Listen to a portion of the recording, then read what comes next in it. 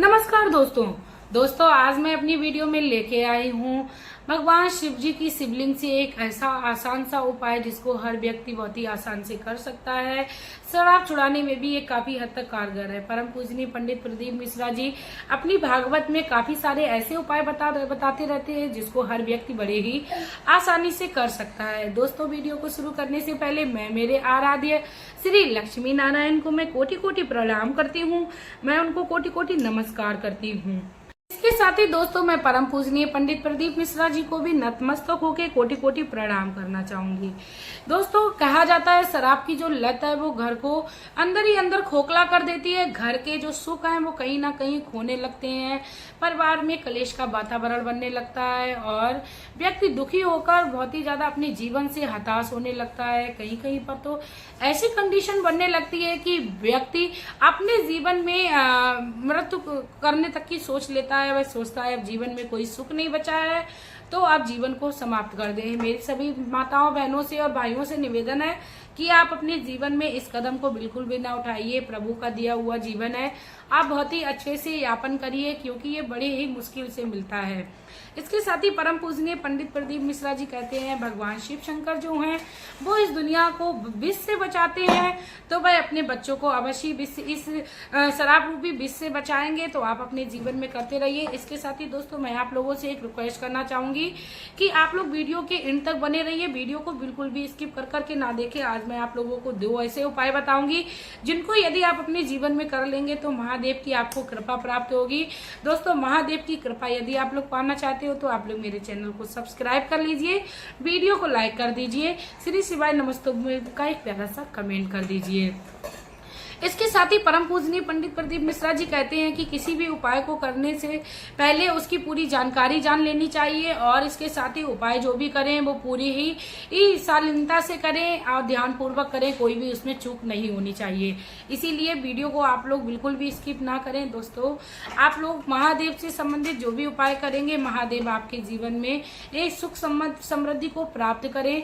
आपको क्या करना है, सबसे पहले तो आपको सुबह में उठना है, स्नान कर लेना है। आप ब्रह्म मुहूर्त में उठिए किसी भी उपाय को करने के लिए तो आप और भी ज्यादा उत्तम रहेगा क्योंकि ब्रह्म मुहूर्त में भगवान जो होते हैं वो जागृत अवस्था में होते हैं। इसके साथ ही दोस्तों मैं आप लोग को बता दूं ब्रह्म मुहूर्त में चारों तरफ जो ऊर्जा होती है वो सकारात्मक होती है और चारों तरफ दिव्य शक्तियां जो होती हैं वो सक्रिय होती हैं। इसीलिए आप ब्रह्म मुहूर्त में अपने मन को शांत करके इन उपायों को करें। चाहे तो आप इन उपायों को शाम को भी कर ले क्योंकि कई सारी महिलाएं जो होती हैं जिनको सुबह में समय नहीं मिलता है तो आपको बिल्कुल भी घबराना नहीं है। आपके पास जब समय हो तब आप इन उपायों को करिए। लेकिन दोस्तों आपको ये याद रखना है, आपको उपाय करते समय पूरा विश्वास रखना है और प्रभु महादेव से आपको प्रार्थना करनी है कि आपके जीवन में उनको वो सुख लाना ही लाना है। आप प्रभु के बच्चे हैं हम लोग चाहें तो उनसे जिद भी कर सकते हैं क्योंकि बच्चों का हक होता है, बच्चों का कर्तव्य होता है अपने माता पिता से जिद करने का। इसीलिए आप लोग अपने जीवन में जिद करते हुए इन उपायों को करिए और प्रभु से कहिए मैं इन उपायों को जब तक करती रहूंगी जब तक आप हमारे जीवन में इन समस्याओं का हल नहीं दे देंगे। दोस्तों शराबी व्यक्ति के घर का दुख वही समझ सकता है जिसको ये दुख होता है। कहते शराबी व्यक्तियों के घर में कई बार ऐसे कांड हो जाते हैं उनके जो घर हैं वो बिल्कुल बर्बाद हो जाते हैं, लोग तबाह हो जाते हैं। उनकी जो पत्नी होती है, उनके जो घर वाले होते हैं वो दर दर भटकने के लिए मजबूर हो जाते हैं। तो दोस्तों यदि आप लोगों के जीवन में इस तरह की कोई समस्या है उससे पहले आपको भगवान से आराधना करनी है, उनके उपाय कर लेने हैं। आपको कभी किसी प्रकार की इस समस्या का सामना करना ही नहीं पड़ेगा।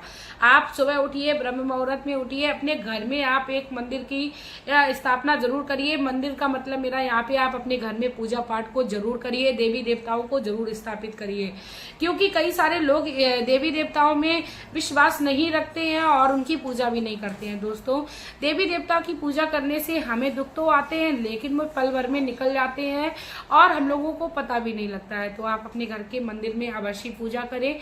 उसके बाद आप भगवान सूर्य देव को अवश्य जल चढ़ाएं क्योंकि भगवान सूर्य देव में जो तेज होता है, जो भी सूर्य देव भगवान को जल चढ़ाता है उसको उसके जीवन में तेज मिलता है। उसके बाद दोस्तों आपको क्या करना है, आपको 1 लोटा जल लेना है। दोस्तों आप 1 लोटा जल अपने हाथों में लीजिए, उसमें गंगा जल डालिए। अब दोस्तों उसमें जो सामग्री डालनी है उसको आप ध्यानपूर्वक सुन लीजिए। आपको उसमें 1 लोटा जल अच्छे से कोई भी पात्र में ले लीजिए, चाहे स्टील का पात्र हो, चाहे पीतल का पात्र हो, चाहे तो आप तावे का ले लीजिए। लेकिन दोस्तों आपको तावे का जब पात्र लेना है तो आपको याद रखना है उसमें दूध नहीं मिलाना है, इसीलिए आप स्टील का ले लीजिए तो ज्यादा अच्छा है, क्योंकि भगवान शिव शंकर पर दूध तो महत्वपूर्ण होता है। तो आप उसमें गंगा जल डालिए और जल जो है वो आपको घर से ले जाना है। आपको याद रखना है, परम पूजनीय पंडित प्रदीप मिश्रा जी हमेशा ही अपनी भागवत में जब भी कोई उपाय बताते हैं भगवान भोलेनाथ को वो जल चढ़ाने के लिए बोलते हैं, तो हमेशा ही ये कहते हैं कि अपने घर से आप जल ले जाइए। इससे क्या होता है कि आपके घर में जो भी पितृ रूपी कोई समस्या चल रही होती है उससे भी आपको निजात मिलती है। कई सारी कंडीशन में ये भी देखा गया है कि जिनके घर में पितृ दोष लगा होता है तभी व्यक्ति दुष्कर्मों को करने लगता है। उनके पितर जब नाराज होते हैं तब व्यक्ति ही इन बुरी संगतों में फंस जाता है। तो आप अपने घर से 1 लोटा जल लीजिए, उसमें गंगा जल डालिए और आप उसमें मिश्री डाल दीजिए। यदि आपके घर में नहीं है तो आप उसमें चीनी डाल लीजिए। उसमें आप एक सफेद रंग का फूल डालिए, या आपके पास पीले रंग का फूल हो तो आप उसमें एक पीले रंग का फूल डालिए। उसके बाद आप उसमें कच्चा दूध थोड़ा सा मिलाइए। दोस्तों सुबह के समय में ज्यादातर लोगों के यहाँ कच्चा दूध आसानी से मिल जाता है। उसके बाद आप उसमें थोड़ा सा दही हो जाए तो दही डाल लीजिए, शहद डाल लीजिए। दोस्तों कहते हैं भगवान शिव शंकर पर जो भी शहद को चढ़ाता है उसके घर में रोगों का भी नाश होने लगता है। दोस्तों जब शराब पीने लगता है व्यक्ति तो रोग से भी वह ग्रसित हो जाता है, तो आप उसमें शहद को भी अवश्य डाल लीजिए।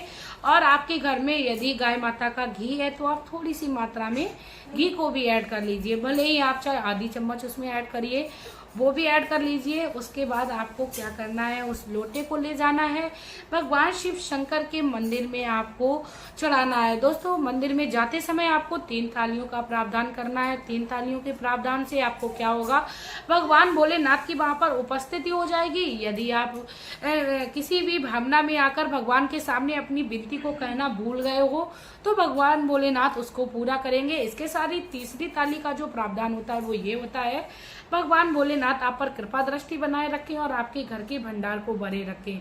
तो भगवान भोलेनाथ की उपस्थिति हो गई 3 तालियों के साथ, क्योंकि 3 तालियां कहते हैं रावण ने भी बजाई थी और जो भगवान भोलेनाथ का बहुत ही बड़ा उपासक था।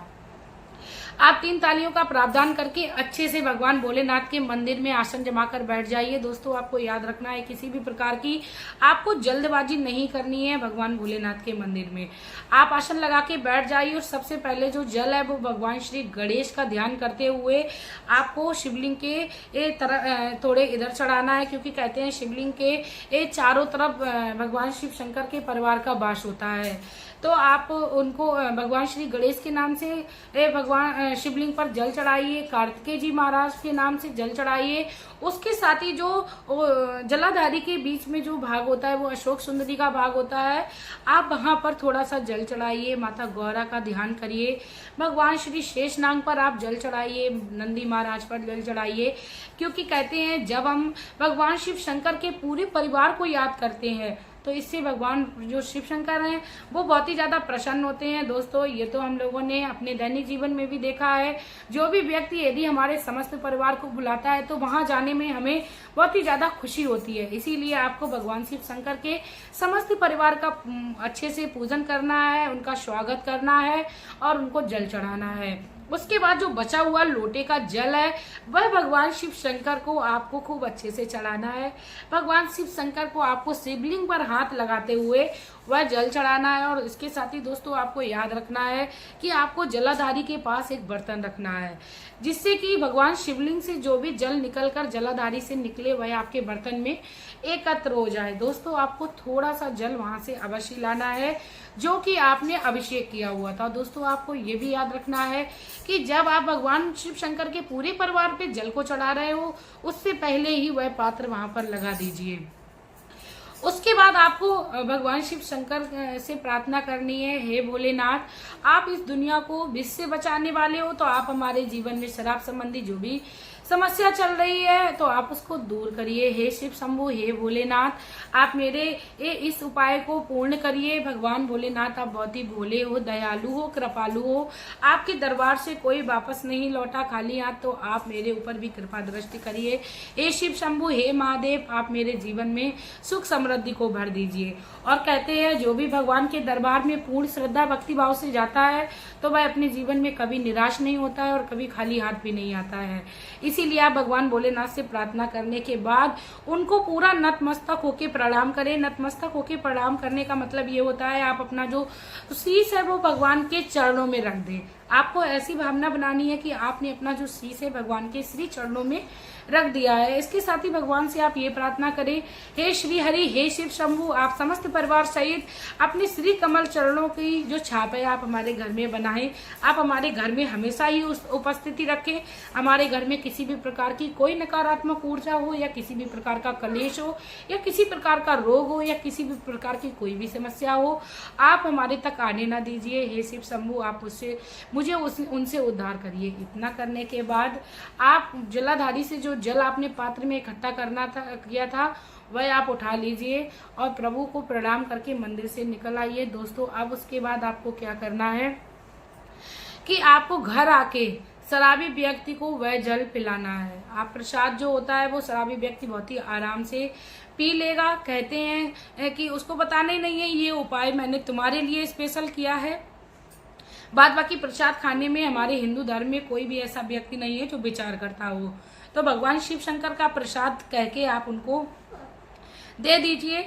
आप ये जो जल है यदि आप उनको दोनों टाइम में दे तो और भी अच्छा रहेगा। कहते हैं भगवान का प्रसाद समय समय पर मिलता रहे तो मन की शुद्धियां होती रहती हैं। इसके साथ ही दोस्तों मैं वीडियो में आपको स्टार्टिंग में ये बताना भूल गई कि आपको ये उपाय किस दिन करना है। दोस्तों आप इस उपाय को सोमवार के दिन से शुरू कर दीजिए या किसी भी माह की आप शिवरात्रि के दिन कर लीजिए, चाहे वो किसी भी दिन पड़े। यदि आप सोमवार का दिन कर रहे हो तो और भी ज्यादा उत्तम है और शिवरात्रि का भी जो पर्व होता है वह भी काफी ज्यादा उत्तम रहता है। आप उस दिन से स्टार्ट करिए और अपने जीवन में आप इस उपाय को जब तक करते रहिए, भगवान श्री चरण कमलों में जब तक लिपटे रहिए, आपको जब तक उससे निजात ना मिल जाए। कहते हैं दोस्तों ये उपाय करने में कोई पैसा नहीं खर्च हो रहा, किसी भी प्रकार का आपका समय नहीं निकल रहा है। इसके साथ ही आपका किसी भी प्रकार का कोई ऐसा खर्चा नहीं है जिसे आप नहीं कर पा रहे हो। तो दोस्तों आप भगवान श्री के चरणों में इन उपायों को करते रहिए और उनको पकड़े रहिए जब तक आपको उनसे मुक्ति ना मिल जाए। दोस्तों परम पूजनीय पंडित प्रदीप मिश्रा जी कहते हैं यदि आप अपने जीवन में इस हट को पकड़ लेते हैं, महादेव के चरणों को पकड़ लेते हैं, तो आपके जीवन में आपको अवश्य लाभ मिलेगा।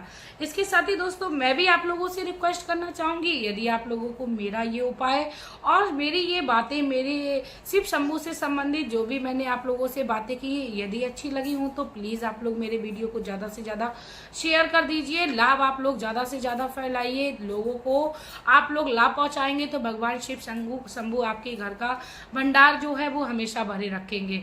इसके साथ ही दोस्तों मैं आप लोगों को दूसरा जो उपाय है वो मैं भी बता देती हूँ। आपको क्या करना है, भगवान श्री शंभु से इस उपाय को करना है। आपको क्या करना है, आपको बेलपत्र के नीचे एक मिट्टी की शिवलिंग बना लेनी है। ये भी उपाय आप सोमवार के दिन कर लीजिए, शिवरात्रि के दिन कर लीजिए, माँ की किसी भी दिन कर लीजिए, आप ये उपाय कर लीजिए। और उसके बाद आप भगवान श्री भोलेनाथ को वो उसी वृक्ष की एक बेलपत्र चढ़ाइए और आप उनसे प्रार्थना करिए कि हे भोलेनाथ हमारे जीवन में ये समस्या चल रही है तो आप मुझे अवश्य उससे निजात दिलाइए। उसके बाद आपने जो वहां पर मिट्टी की शिवलिंग बनाई थी उसको आप उठा लीजिए और आप उसको किसी भी बहते हुए जल में प्रभावित कर दीजिए। दोस्तों ये भी उपाय यदि आप 7 सोमवार तक कर लेते हैं तो आपको काफी अच्छा इसका लाभ देखने को मिलेगा। कहते हैं दोस्तों कि बहते हुए जल में शिवलिंग को किसी भी महिला को ले जाना ज्यादा संभव नहीं है, तो इसीलिए आप इस उपाय को करिए। भगवान भोलेनाथ का जो मैंने जल से संबंधित उपाय बताया है आपके जीवन में अवश्य लाभ मिलेगा। दोस्तों लाभ हर किसी को होना चाहिए। यदि 10 में से किसी एक व्यक्ति को भी लाभ हो रहा है तो मैं अपने आप को बहुत ही ज्यादा खुदकिस्मत समझती हूँ और बोलती हूँ कि मैं बहुत ही ज्यादा भाग्यवान हूँ जो प्रभु ने मुझे इस काम के लिए चुना है। दोस्तों मैं भी काफी ज्यादा मेहनत करके ढूंढ खकोल के और भगवान जी की कथा का रसपान कर इन उपायों को अपने आप के लिए लाती हूँ। तो आप लोग मेरे चैनल पर हमेशा ये विजिट करते रहिए। इसके साथ ही दोस्तों मैं आप लोगों को एक बात और बताना चाहूंगी कि मेरे चैनल पर आपको शराब से छुड़ाने से संबंधित काफी सारे उपाय मिल जाएंगे जो भगवान से संबंधित है और टोटकों से भी संबंधित है। इसके साथ ही आपको कई सारे वैदिक उपचार जो घरेलू औषधि होती है वो भी मिल जाएंगी। आप लोग मेरे चैनल पर विजिट करके देख लीजिए दोस्तों। कई सारी वीडियो डालने का मेरा सिर्फ और सिर्फ एक ही मकसद है, जो भी आपको आसान लगे उसी उपाय, उसी टोटके, उसी औषधि को अपने जीवन में उतार लीजिए। आपको शराब संबंधी समस्या से अवश्य निजात मिलेगी। दोस्तों मेरा सिर्फ और सिर्फ कई सारी शराब छुड़ाने के उपाय वीडियो बनाने से यही एक अभिप्राय है, यही एक मकसद है कि जिस भी व्यक्ति को आसान जो भी उपाय लगे आप वो उपाय कर लीजिए। इसी के साथ दोस्तों अब मैं वीडियो में आप लोगों से लेना चाहूंगी विदा। आपका प्यार और कीमती समय देने के लिए धन्यवाद।